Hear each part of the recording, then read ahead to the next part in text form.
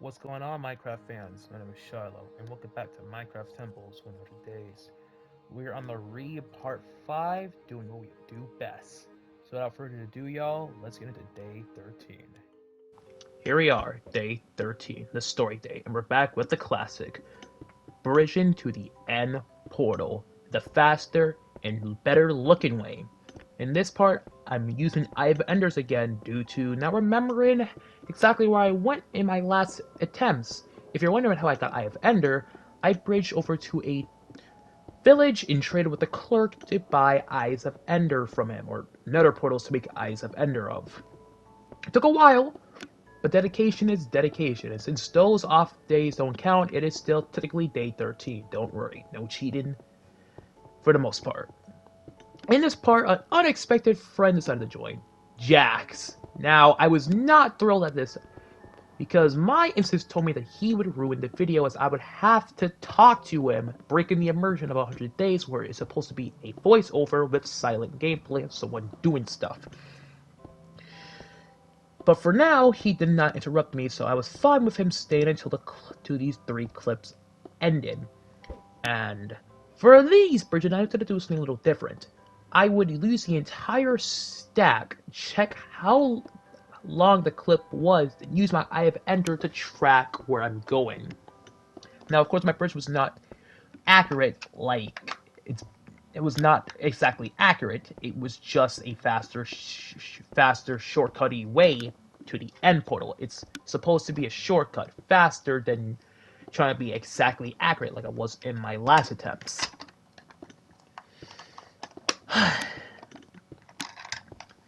And this took me to the jungle, another biome that, due to the fact that it's not sand, I cannot step on all those blocks because they would be considered heretics.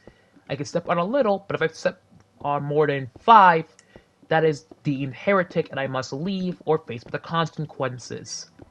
And I thought on my second stack, I'd use my portal, Eyes of Ender again, saw I have to once again change directions. So with my last stack of sandstone, that's what I did. Spilling straight to the heart of the jungle. No jungle mobs got me, no parrots, no pandas. Unfortunately, didn't get to say hi to either of them, but I did get to stay close to those nice, tall, long trees. Pause, you freaking freaks. And I continued building there with no worries as it was still day, but thanks to my shield being out, it looks like I'm preparing to fight, just, precautionary. I just got used to it. Unfortunately, my last stack of sandstone was not enough to get through this entire jungle. I think I got through about like 30%, 40%, but it was not enough to just go straight line to the jungle. I once again had to rely on my firemen and what I had on me. And what I had on me was not too much blocks, just 50 old planks. And with my Eye Ender saying goodbye forever, I went to the way where destruction was commanded, using my 50 oaks to build over the water. Which my bridges aren't over water too much, so it's always nice to be under one in case I fall off or get shot off, I can land in the water and not die to fall damage or take massive amount of fall damage. And since it's the water, the only mobs that can really infect me down there, if there's no skeletons, zombies, or spiders nearby, is the drowned. And drowns are pretty weak overall. Though the tridents are one of the best weapons in this game. But of course they barely drop it, even though they use it on you. It's kind of weird. But it's nowhere Minecraft facts to pan out this clip. I ran out of my 50 oak blocks while still being in the water. And using my Nether Eyes of Ender to see where I could go, I decided I would use more wood. But it wouldn't be oak. It would be the jungle wood. So with my pristine diamond axe that I got from my cave adventures last part, I mined out a bit of the tree, step it on the heritage blocks. Now, luckily I only took them 2, so it's not fully heritage just yet, not breaking the rules. I decided to get 1 stack of it as I didn't want to spend another minute on this. And after getting that 1 stack, I managed to do an amazing jump to continue going forward, off camera of course, and ended the clip. Now, the last clip of day 13, my cave adventures. Now this is a pretty small scale one, as I wasn't after any diamonds or nether ores. I was focused on just getting iron again. My armor is low. It is about to break. So I need a backup. I need some new fresh ones so I don't get jumped by the mobs. Now I did get some coal here too, but I didn't get too much since I already have tons of coal in the base. But I scoured everywhere in this cave, going back to the right path where I found the 10 diamonds from the last part, making my diamond tools. Now, I didn't want to go there exactly. I only wanted to scour the iron I left there and search for the diamonds, which, surprisingly, there was not too much, but more than I thought it would be. Luckily, during these cave adventures, I didn't encounter that much mobs in my thing. I even went a new way, this way being the back way. The torches I already thought I was there, due to the fact that this way also led to the diamonds, but I wasn't. And after taking out this weird witch, I entered that new area, dealing with some mobs. Luckily, it was only slimes and creepers with a shield. It was pretty easy. And I got the last bit of iron I needed before deciding to return back to base for day 14. And here we're in day 14, base change day. For this first two clips of it, we are filling up the room, which is going to be a practice room for better blocking, fighting, shooting, and possibly building. Anyways, before I can do any of that though, I have to take out these zombies that spawned here thanks to how dark it is. And, wanting practice on one of the visitors and not real on one of the visitors, I realized I need to put a couple of torches in here, about 4 or 5. So, struggling a little bit because I was kind of forgetting where torches are in the crafting menu, I made my torches and put them in the 4 wall pillars of the room. Now, I did put one in the middle, but that was later. I really gotta stop mentioning in the future, but I'm talking about the present. Starting now. Anyways, after I put the 4 pillars of the room, just like the second floor, I decided there will be windows. Since it'll make the middle look distinctly different and give each room a nice similarity, even though they're all different. And with the third floor windows, I decided to go for a more wide approach to it. Now, at first I was not liking it. I was going to place it, but then I realized, wait a minute, maybe wide could look good. With my switch, I decided to take off the piece to see how it looked. And looking back, I liked it. So I decided that each side of it would just be like that one, a wide window. But I still kept the second floor, it only being two walls of it out and not 3 like for the third floor. Give each room a nice similarity while still being distinctly different. Which, for what's to come, like with the Nether portal, was different than the dumbest I'll have to make. Ooh, things will get out of hand. But not worrying about that right now. I continue doing it, accidentally carving out a bit too much that I haven't realized at all. Luckily, I do now thanks to editing. But after killing all the sandstone crabs I can, some fell even further than I don't think they probably should have, causing me to take some unnecessary fall damage, which luckily at the end kind of worked out well, as I got the last bit of sandstone grabs. Just like all the times I fell off, I quickly got back to where I was recorded for the clip. And this time, I had to get so much to fill the room in, you wouldn't believe it. In fact, I had to get so much that when I finally got back, it was sunrise. But getting the materials I needed to get, I got my 4 armor stands for the 4 types of enemies that you normally fight in Minecraft. I didn't like how it was looking at first, but I made it perfectly. First is the players, normal mobs, nether, and end. I put armor on the regular ones since regular players tend to have armor and a wooden hoe as their weapon. Kind of funny, I know. And then to make a table to make signs to name all these armor stands so people can know which one is which. They should be able to know from their eyes, but people don't tend to do it. For the first one, I simply called player.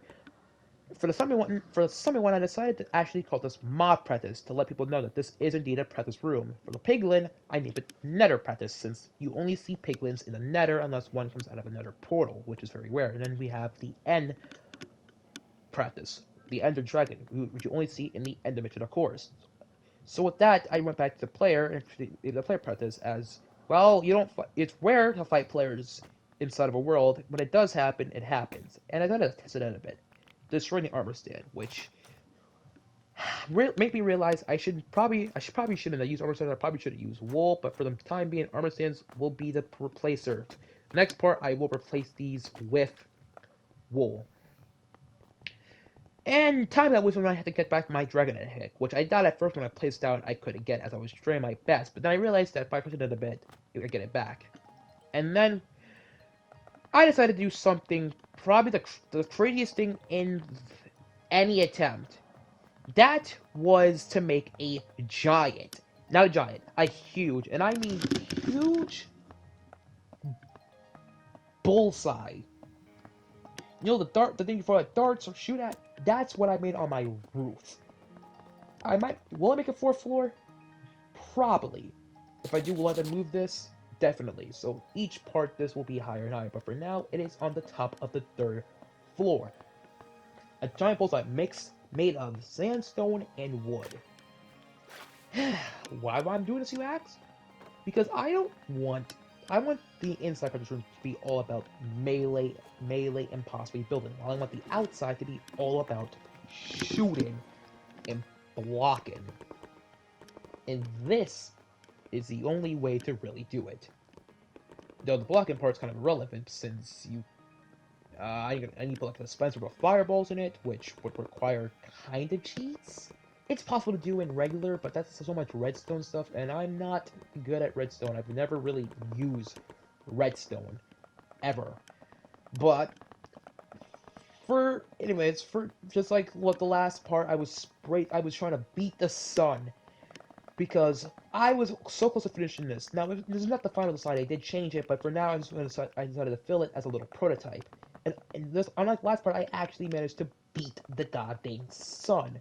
So happy that I beat the sun and managed to finish. I did a 360 watch, went back down to my water, leading to the last day. And here we are with the last day, day 15, comma date. And this one was the most chaotic and dangerous one yet. I had 5 mobs this time. Husk, zombies, skeletons, creepers, and cave spiders.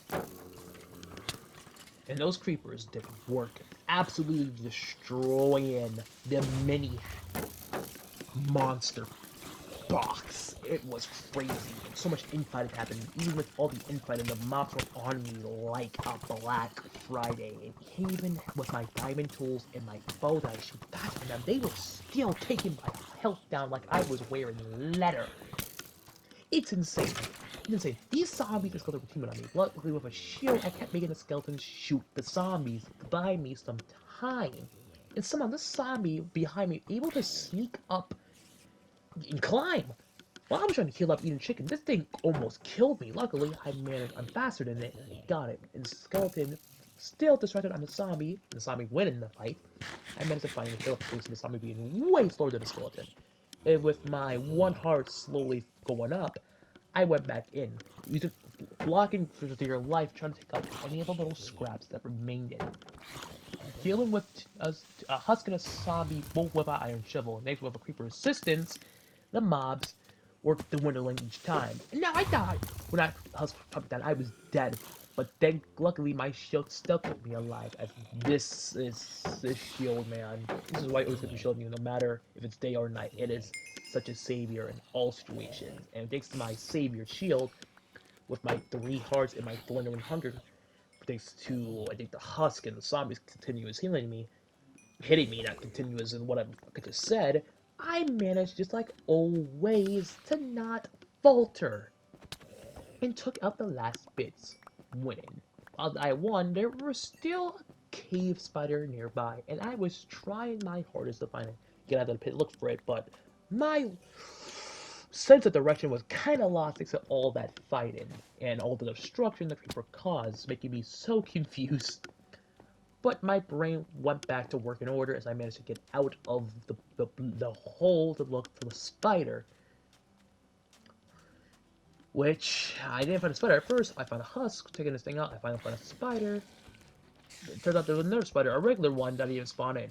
I killed it, and then killed the cave spider with good old bow shots. Not the best bow shots, but it's still killing with bow shots regardless. And with that, once again, I won, Anyway, Minecraft ending fans, the that is video. the end of Minecraft Temples Repart 5. Hope you enjoyed this part. If you did, subscribe, like, bell, comment, notify, go on my TikTok, first channel, X account, girlfriend, and Mason's channel. It'll all be in the description. And I'll see y'all next time. Peace.